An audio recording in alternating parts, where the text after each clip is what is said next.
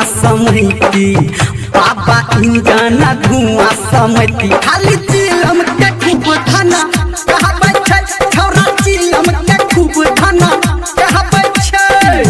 बाबा इंजन धुआं समैती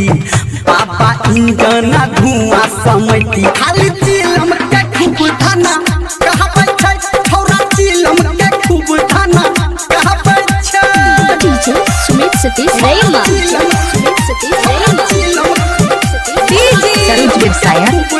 सरोज व्यवसाय अभी आप सुन रहे हैं सावरिया म्यूजिक। किलो भांग सिलौठ पे पीसा कियो रगड़ा हाथ के मुट्ठी में सब जला के माचिस के तिल्ली सब जला के माचिस के तिल्ली खाली चिलम के खूब धना कहबै छै छौरा चिलम के खूब धना कहबै छै डीजे सुमित सतीश रैमा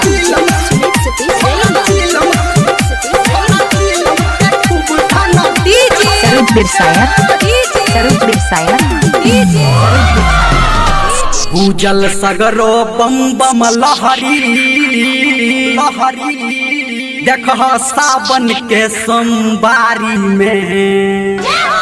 भोला बाबा के जलवा चढ़ा के भोला बाबा के जलवा चढ़ा के खाली चिलम के खूब धना कहबै छै छौरा चिलम के खूब धना कहबै छै डीजे सुमित सतीश रैमा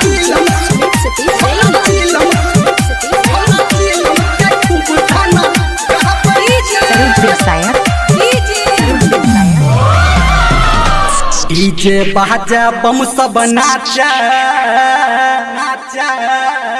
महाकाल के सब गाना पे हेरे धर्मेंद्रा के संग में बोला के संजय गौतम के संग में बोला के छौरा चिलम के खूब धना कहबै छै खाली चिलम के खूब धना कहबै छै बाबा इंजन धुआं समैती बाबा इंजन धुआं समैती खाली चिलम के खूब धना कहबै छै छौरा चिलम के खूब धना कहबै छै खाली चिलम के खूब धना